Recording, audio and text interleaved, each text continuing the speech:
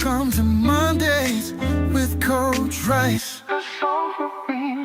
It's a brand new week, the sun's shining bright. A chance to cast your net, step into the light. Life's full of challenges, it's a winding stream. But with Coach Rice, you'll find your dream.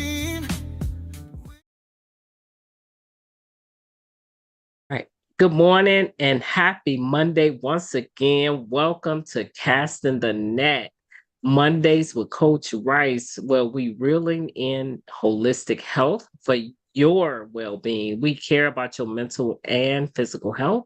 And so with me today, I have a special guest, Kopakowski. I said I was going to mess that up. There you go. There you go. You got it.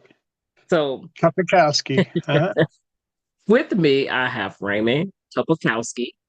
And I am so privileged to have him. He is a partner coach. And so, Raymond, can you tell us where you're from and how did you end up being a partner coach? This is the first time I've ever heard of a partner coach. Tell me more about that. Okay. All right. Well, let me see here. Where am I from? I'm actually from Camden, New Jersey, but I lie about that all the time because people don't believe that there were any survivors of Camden. So I tell people I was raised in Philadelphia, which is a lot of where everything changed for me was in Philadelphia. And I had a great time in Philly. I was in the music industry. I was a professional singer at 9 years old. I was the youngest person ever to sing for the Lyric Opera Company. I did La Boheme when I was 9. I did Lohengrin when I was 11. I danced with the Philadelphia Ballet Company. I had a lot of fun, and for a kid who would come home and the neighbors, my mother was very sick, and I would come home and hopefully somebody brought some food over because they were taking care of my mom and doing this type of stuff. It wasn't that bad, but a lot of times it seemed that way.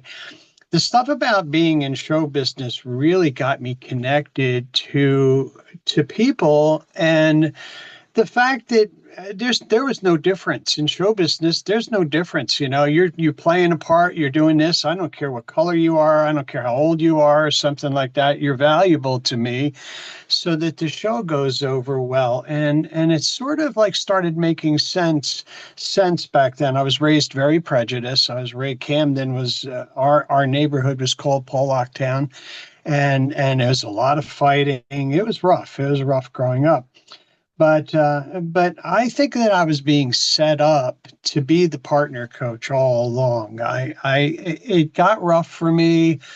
I ended up I ended up smoking a cargo load full of cocaine at one point in my life. I ended up on the streets, and I ended up at AA and NA, and that was where things started to change around, and I really started to recognize that I liked helping people. After being sober for a couple of years, people started coming to me all the time. And I was like a magnet, and I had a lot of people that I was sponsoring. But I don't know if you read about it or not. There's a part about me that says that I'm a universal channel. And I think that started happening to me when I was in AA. I kept getting these messages that it was bigger than what was happening now. And my interpretation of that was that it was nice that I was helping people with alcoholism, but my purpose was greater. My purpose was to move outside of AA and to start helping people on a much larger scale. And I didn't know what that was. I tried hypnosis for a while, and that was cool. I wasn't a stage hypnotherapist. I probably should have been, but I wasn't. I didn't turn people into ducks or anything. I actually was, brought in for pre and post-op situations to hypnotize people for that. And and the voices kept saying, it's not it. It's not satisfying. Something was wrong. And I made a very natural movement from hypnosis, where you have to talk to people, to talking more and more to them and less hypnosis. And I ended up being a relationship coach. And as I was doing that, I'm a very patient person. I like people. I have a lot of fun, but I was getting upset about the fact that everybody and their mother was coming to me wanting to know how to fix their relationship. And nobody was asking how to prevent bad things from happening. And I Okay. realized that they didn't, because they didn't know any better. They were taught that men and women are at odds, women are crazy, men shut down, and I started to really look at it and went, something, husbands and wives, just the name itself is divisive. It puts you as a wife and me as a husband, and we have to act like the husbands and wives that we've known before. And everything that they taught us was very incomplete, because we didn't really see what was happening behind the scenes. We didn't basically, watching our parents fight, and it gave us the idea that, that if that time heals all, and it was anything but that. So I started to realize, I started to move more towards partnership, because I recognized that people in partnerships needed equality. They needed a man and a woman to be partners. And then if one of them happens to want to act like a wife, then we would talk about that and find out how to help her be a really good wife, so that she can be the best wife she can be for the partnership. The partnership's first. If she wanted to go out and be an artist or work at a job or something like that, then the partnership has got to make sure that she gets what she needs, because otherwise it has a negative effect on the partnership. This requires people to the reason I'm called a partner coach is that I prepare people to become partners. Okay. I do partnership once people are prepared to be partners, once they understand the concept, once they understand how to question things, and most importantly, once they make a decision that they want to be happy.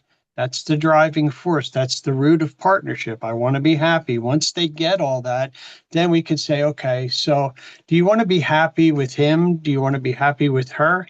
Then we got to figure out what to do in order for you to get your happiness. Make sense? Oh, makes sense. That you had some prejudices. What type of prejudices, if you didn't mind, Oh, what between oh them? God, Yes. my neighborhood. You couldn't sit down and you couldn't have a meal without somebody saying the N word and this type of thing. And it was really, you know, I had I had a priest. I ended up leaving school in my sophomore year, and the priest, I had a big argument with him about God's ability to forgive people, and how easy it was for me to do that. And so he kicked me out of school. But he told me to, he said, well, good, now you're going to have to go to school with the chodny, and the chodny is Polish for the N word.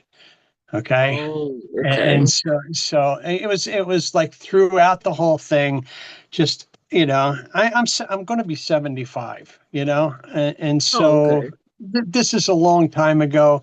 And my neighborhood, Camden was the Delaware River, Black neighborhood, Mexican neighborhood, and Black neighborhood all around us. And so it was a constant. It wasn't unusual to see or hear about one of your uncles or your dad running out of the house to get into a fight with people. It was Okay. rough. And so, but the '60s hit, and the '60s, this. Okay, so Camden was rough. Camden was. Uh, Let me see here. All of my friends, I lost 7 or 8 friends in my sophomore year of high school to heroin overdoses. One person was Mm, hung. One person was hung in front of our school doors. And across the street, actually, but still in front of the doors, we saw. I mean, he was a good friend of mine. We saw him hanging in the on a tree, and I'm one of the people that can tell you that without a doubt, heroin leads to smoking pot. Which is a little contrary to what most people think. And it was an interesting growing up, but early on, in probably 15 or 16 is when I started doing LSD. And that changed everything. That had a very, very dramatic effect on me. Plus the fact that, again, I was out in the streets. I was living in communes. I was playing music. I was open to all these different people. I ended up in a band called Takaiki, which I probably had no business being in, but we were the warm-up band for Miles Davis. So I've never been a Okay. slouch in what I've done. And constantly I replaced Jim Croce in a band. When Jim Croce went on tour with Maury Muehlhausen, and when he had his first album out, I was the guy that picked up his spot in a band called Phoenix in New Jersey, in Glassboro. So I've always been somewhat on the edge of really, really making it, and and always missing. The band that I toured with before Takaiki was a group called Gravy Train, and this was like in the late '60s, early mid '70s. And we played back alley clubs because we had two black people in the band, and we couldn't get in the mainstream, like road. What do you call it? They have like we were under Jolly Joyce agencies, and you had a circuit, that you traveled around in, and Okay. you followed different bands and everything. We followed Junior Walker and the All Stars.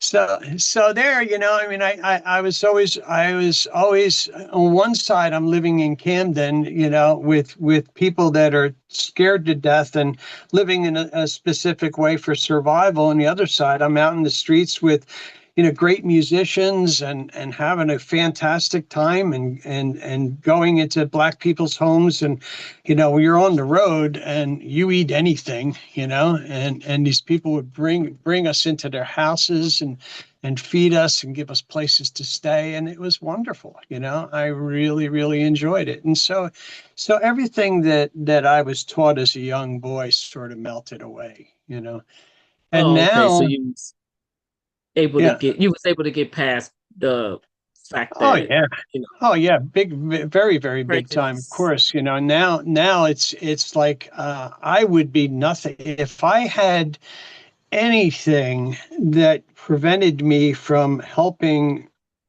everybody out there. I probably wouldn't be able to help anybody. So, my thing is to be 100% open to give my message to anybody that wants to listen, to help them have a better life, to help them, enjoy who they are. That's what I'm trying to do, you know. So, Awesome. Awesome. And so partnerships. Who is your ideal clients? my client needs two things pretty much. My client needs to be able to inhale and most importantly, exhale. There you go. Okay. Tell me more about that. See, the idea about partnership is across the board. We have all been living with the idea about being in relationships, and everybody who wants to be happy, and I don't care who you are, and I don't care where you're from, I don't care any of that kind of stuff. Anybody can want to be happy.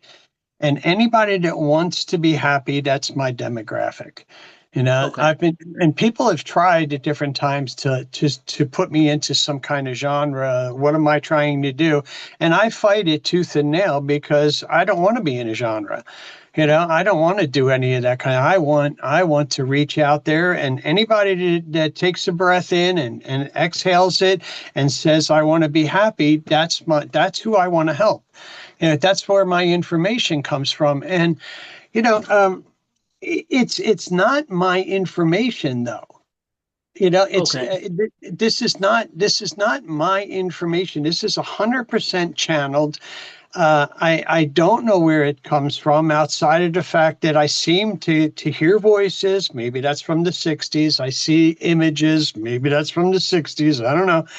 But but I trust it. I trust sometimes when I'm talking to somebody and I feel as though something, not all the time, but I do feel occasionally like I'm pushed to the side. And I hear myself talking, and it's the first time I've heard these things. It's absolute first time that I've heard what comes through me. I'm glad for it to go through me, but I'm very fearful of taking credit for it because I have a feeling that if I said, this is my information and I came up with it and I thought it, well, it was a lie anyway. But if I did that, then I'd be responsible for the next thought. And I don't know how I got this one. Okay. So I really want to keep it open, give out the message. It's not my message. So to me, it just makes absolute sense that it's everybody's message. You want to be Okay. happy? I'll teach you how to be happy. I'll show you the way. And you might want to say, oh, so how do you be happy? And have you seen my book? Did you see? No, I haven't. Okay, so my book, I'll show you. My book is, let's see if you can see that. Oh, yes, You I know, did see. okay, so relationship is crossed out because relationship is very secondary now. But this area here, that healthy selfishness is really the key to finding your happiness. In a relationship, if I don't listen to my wife, if I don't understand her, if I don't treat her well, if she doesn't feel important, if she doesn't feel like an equal, she's going to be a pain. So that's going to reflect on me. That's going to make my life miserable.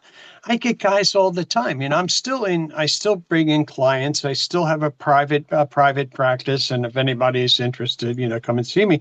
If you understood the complexity of women, women are not men. Men try to think that women are supposed to act, and women try to think that men are supposed to act like women. It doesn't work. We're very different. All the things that men have been taught about women, about how crazy they are, they never let anything go, they always bring stuff back up, they're emotional, they're all these kinds of things, are really superpowers that women can bring to a partnership. Those things are very valuable within a partnership, but they're not valuable when two people are against each other, when they're Right. pitted against each other as a husband and wife. So this whole thing, really, there's so much in this idea about partnership that is really, really good for women to find their power, because if they do find their power and they do know how to talk to a man without cornering him, without stressing him out, without making him feel like he's being judged, if they learn how to do that, then the two people are going, something, we can work very well together. And she can get that partnership that she was raised with, the idea about, and I is another thing. When a child is born, it's female, you give it a dolly. If it's male, you give it a dump truck and some dirt. How is that supposed to work together? We're brought up completely different. So women have a propensity towards having relationships, towards being loving, towards having a family, and they've been cornered so that they can't bring those things out. They've been told all these lousy things about themselves that prevent them from actually doing and getting the things that are important to them. And those things that women want, it's not like men are going to hurt by having good communication. I don't think that women really want to run the roost. I think that women want No, to they be don't. part. Yeah, I They think they want to want to be be heard, partners. and you know, my it took me a couple of years to write this book. Well, it went through 3 renditions. Janet, my honey, we've been together for 29 years. Um, she, my name is on the book. Mhm. She didn't want her name on the book. You know, I would gladly put her name on the book. She says, none of those are my words. I said, yeah, but all the attention, all the periods, all the commas, all the way it was laid out, that was all you. And it's you because you wanted me to be successful. Mm. You wanted me to, if I came up with all this kind of stuff, you wanted to be my partner. And that's, as my partner, you do what you're absolutely best at and what you want to do. Yeah. Well, I finished the book and I set it down and I went, it's done. It's done. I'm so happy and I'm going to send it into the publisher. And she said, let me read it one more time. And I'm a guy. I'm still susceptible to all this stuff and everything just because I'm some kind of spiritual guru, no, it's probably not the truth.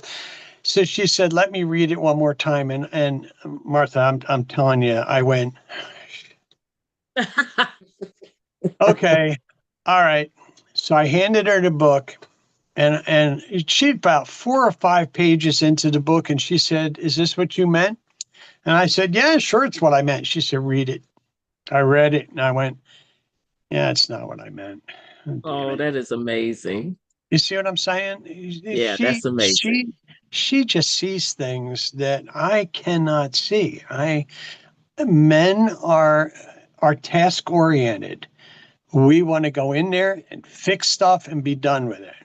And she wants to make sure that if it goes out, nobody puts that book down because there was a comma missing. Right. Not gonna have that. And that's the partnership that you're referring to, Yeah, yeah. And they where and the one, and the absolute idea about that is that as partners, our job is to make sure that I'm the best partner she can have, and she's the best partner that I can have. It's you change focus. You change focus on everything. Communication is completely different in a partnership than it is in a relationship.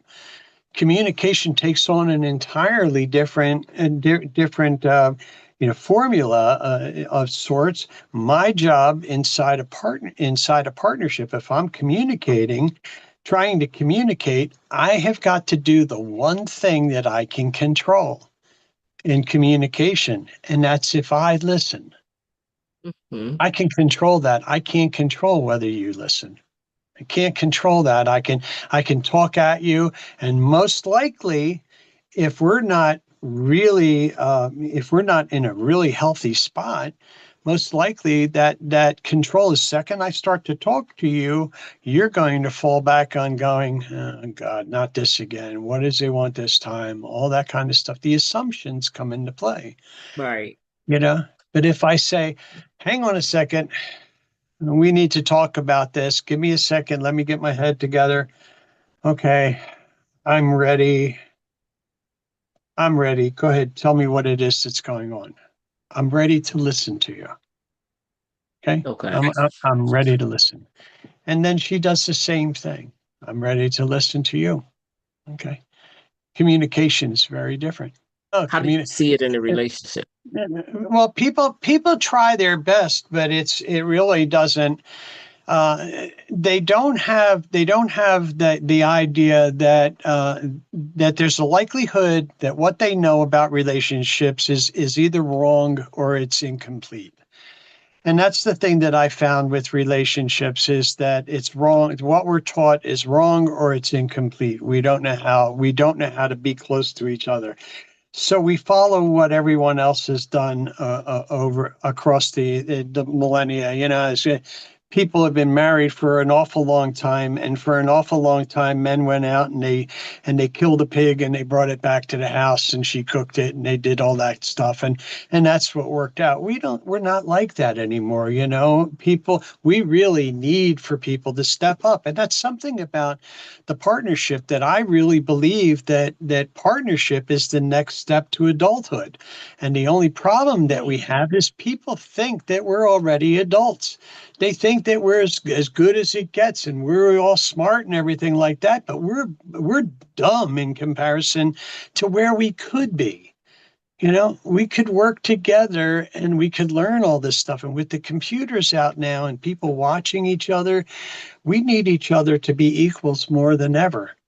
Oh And the first yes. and the first thing now there's a lot of people that come to me, and as we're working, they said, I didn't realize that we could be in a relationship if that's what we decide. But we have to be partners first. We have to be Mm. partners first, and then, so the saying that I have is people in relationships are seldom partners. People in partnerships can have great relationships if they decide. Oh, You I know? like that. Yeah, I like that. I like to Okay. differentiate. I like how you differentiate that because it is true. Yeah. You know. So yeah, it's a really really cool thing. And I'm just so I, I'm I'm so excited to have the information. I'm so honored to have the information. I can't tell you. I sit sometimes at night and go, just go ahead and whatever you want me to do, I'm here. I'll do it. Wherever you want me to go, whatever you want me to do, I'll absolutely do it because I I've never read a word of this anywhere. Wow. I have never listened to anybody, like these guys that are, spiritual. They've written wonderful books, and Tony Robbins and Deepak and all this kind of stuff. They're always referencing the other people that they read and Right. what book it's from and all this kind of stuff. I don't have any of that. I have a disorder that even when I was young, I have a disorder that if I read something, next day it's gone. I don't remember what I Mm. read, and so it's a attention kind of thing. So with this, I just didn't read, and now people will suggest because I'm really hip deep in this whole idea about developing partnership. And people will constantly say, "Oh, you need to read this book. You need to read that book." And I don't want to read it. I don't want to read it now. I didn't read it before, but I really don't want to read it now. I don't want to interfere with the flow of what I'm Information. getting. Yeah, it's universal. It's universal information, and it's that kind of information because we're all connected. Everything is made up of the same stuff. We're all absolutely part and parcel of everybody else out there. And we really do need to work together. We need to work together, and we need to take another step forward so that we can progress, so we Yes, can, we do. We definitely need to work together. You're right about that. uh, yeah. So, So, in your practice, yeah.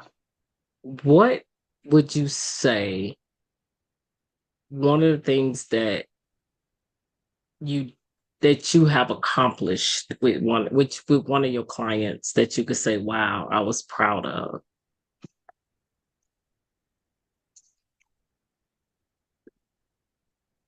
Um,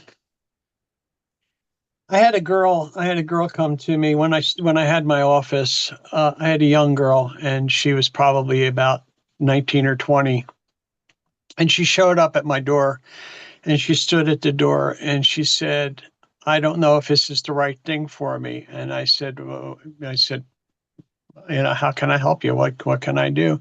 She said, "I really wanted to talk to a woman, but I was led to talk to you."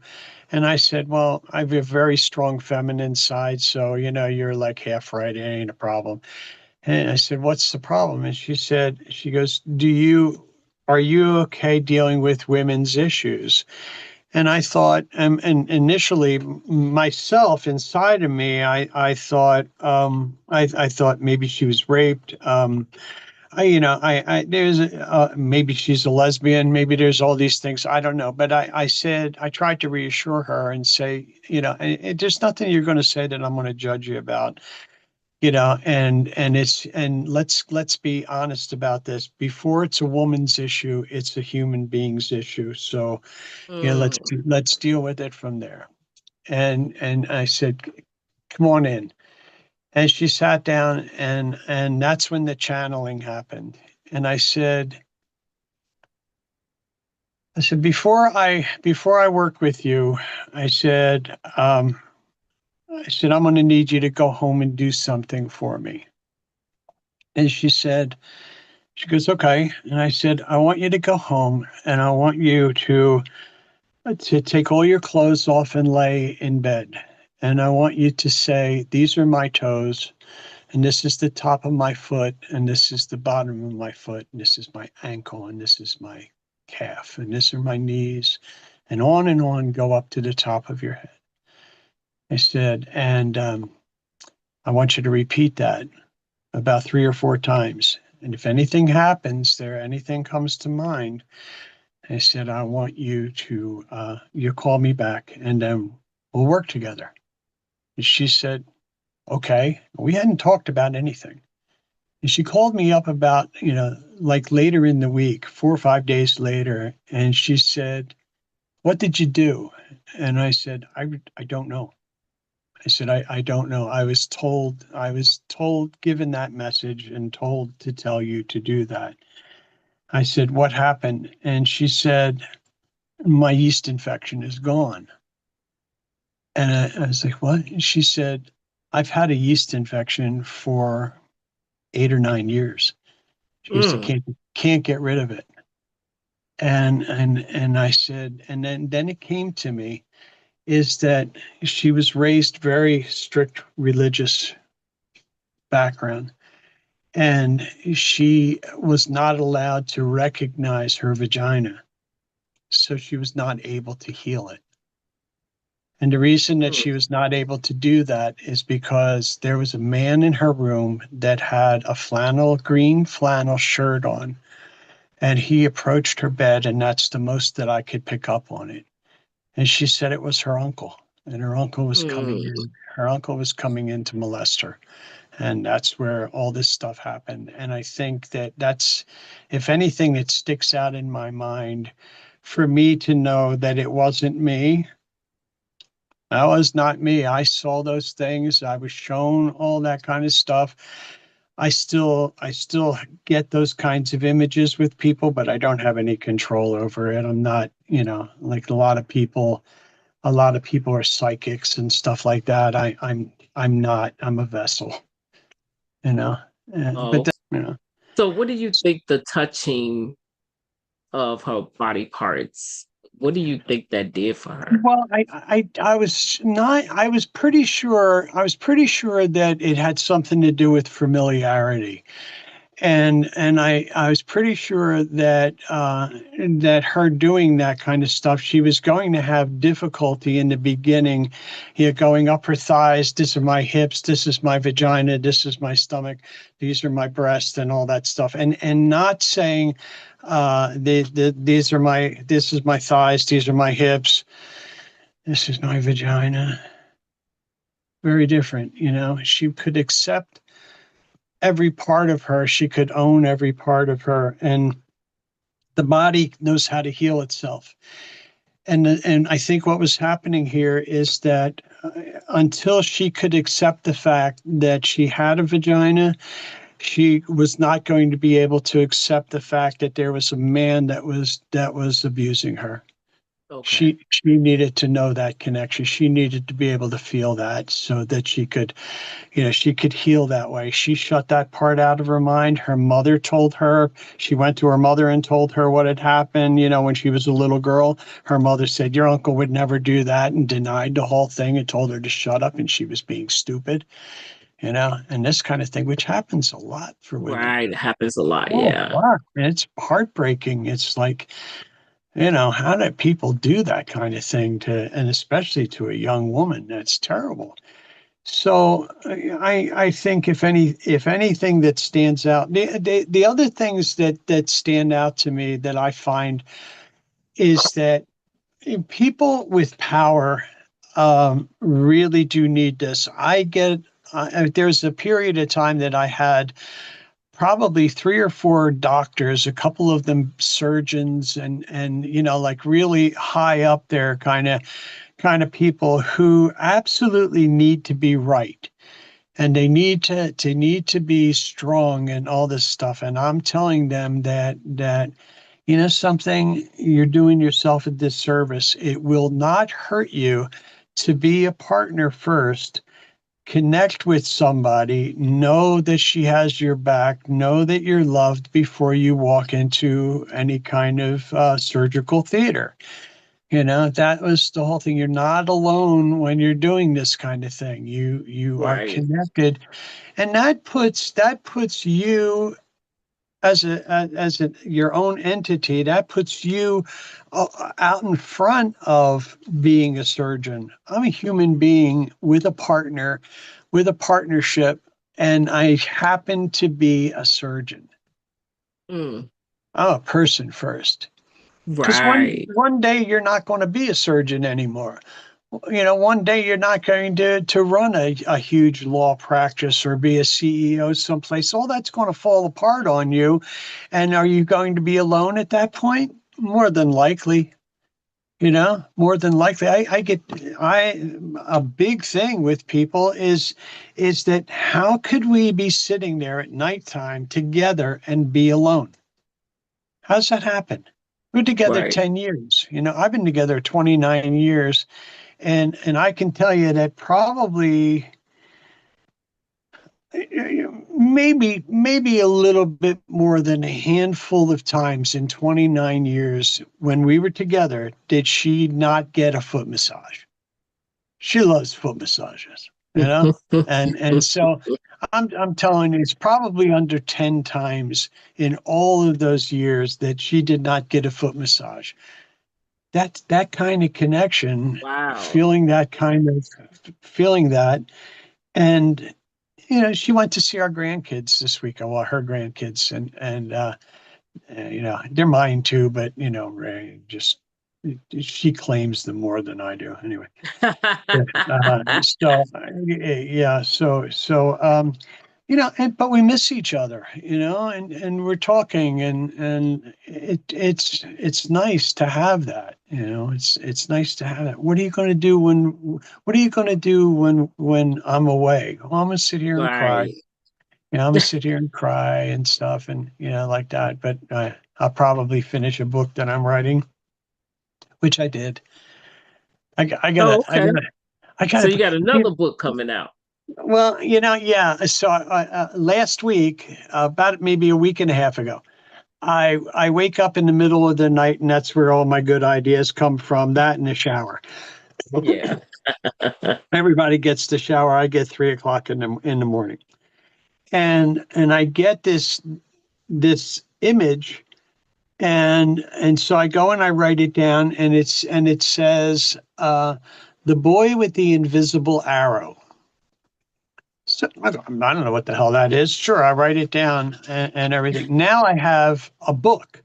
I've got the whole book. It just I sat there and started to type it and started to write it all out. And Mhm. so I've got, now I got to wait till she comes back. And I talked with her about it a little bit, and it's about morals, and it's about teaching kids how to value things. And I really, again, it's like, I want to write down, by Ray Kopakowski and somebody else. Who the hell knows? Because it just comes to me. So I'm excited about that, though. I didn't I That's didn't awesome. expect I didn't expect writing a kid's book. Wow. That's awesome. Yeah. So what else do you have in store for the future? I'm, I see things. I see things right now. I want to do Zoom classes, I want to go ahead and start to do Zoom seminars and things and bring Oh, people. okay. Sounds Yeah. great. So I'm going to go out. I'm going to go out to some of these new age places, and I'm going to talk. I'm going to do talks for the moment before I actually do the Zoom classes. The Zoom classes are going to be 5 easy steps. Actually, I changed it. Never mind. 5 easy steps to a loving partnership, and so that's what that's going to be. But I want my classes to be like this. I don't want to stand on a stage and talk at people. I don't want to do that, Oh, okay. you know. And You so want that some of that, dialogue. yeah. And so some of it is going to be like, can I go on stage, a big stage, which I can imagine me being in front of a few thousand people and talking to them and trying to get this point across here. And I don't want people to think of me as a teacher. I Okay. want them I Okay. want them yeah, I want them to know what I am. I'm a guy that the universe said, yeah, he's not doing anything. Let's use him. And that's what I'm Okay. here for. I'm here to give out the Okay. message. I definitely can relate to a lot of stuff that you're saying. We are human first, and if we attach ourselves to anything other than that, when it falls, we lose our identity, Yeah. and You know, that could be yeah, that could be problematic. yeah, you're absolutely right. And I just think that humanity on the whole is ready for another step forward. I really believe that this idea is really about is really what we all need. We need to be closer. We need to be connected, and yeah, I hope I'm around long enough to get the point out there. Yeah. You are definitely where we need to be, and the fact that you want to do the Zoom classes, this is where we at right now. So you're right in the right spot for that. So I hope it's so. that's Yeah. great. Yeah. So if you could give my audience, if you can get an audience one piece of advice, what would it be? Well, audience, one piece of advice. Yeah, don't be afraid if you're going to try and have a better life. Don't be afraid to look at the information that you have and not judge yourself because of it. You know, everything that we've been taught was taught to us with good intention. Absolutely. Hmm. Nobody wanted us to do it. And now we're finding out that uh, maybe the best that we got out of that is a real strong ability to tolerate each other, but we didn't get the ability to get close. So my Mm. my my my real good information for people is decide that you want to be happy and then really make it so I want to be happy. And then when you want to be happy with somebody else, accept the responsibility that it'll take for you to be happy with someone else. Um, how can the audience reach you if they need to? Oh, sure. Thank you. You can anybody that wants to connect with me, go to ray.innerpower@gmail.com. That will get you to me. You can call me at 602-487-4805. And at least for now, the book Universal Guide, and guys, don't be afraid of this book too. Universal Guide to a Healthy Selfish Relationship/Partnership is not I've had some people go, oh, it's a guide, it's going to be technical. It's anything but technical. It's funny, it's written like poetry, and people always say it's like having a conversation with you, which is that's exactly what I wanted. I wanted people to be able to read that and hear my voice and just go like we're talking together. and that I'm not talking at you because because we're connected. I don't need to do that. Right, right. Yeah.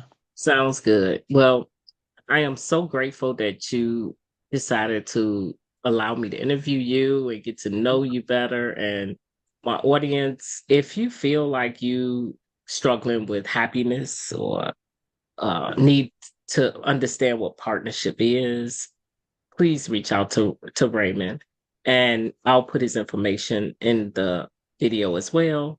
But thank you so much for listening. Martha, We thank you. I need these opportunities, so I appreciate it very, very, Oh, very it's much. it's my pleasure, and I know I'll probably see you on more platforms. And just Yeah. thank you for showing up today and allowing the audience to see what you do. We never Hmm. know who might need Never to know. talk to you. You never know. So if you feel like this has been a blessing to you, please do share so that people can see it. So we can always connect with one another. Don't suffer in silence. There's so much help out here. So Yeah. we care about your mental health and well-being. And so we just wanted to It's say your thank you for time to listening. And we are shine. signing Your off. journey to chart. With Coach Rice wisdom will heal every heart. So join us now. Let's make life suffice. Welcome to Mondays with Coach Rice.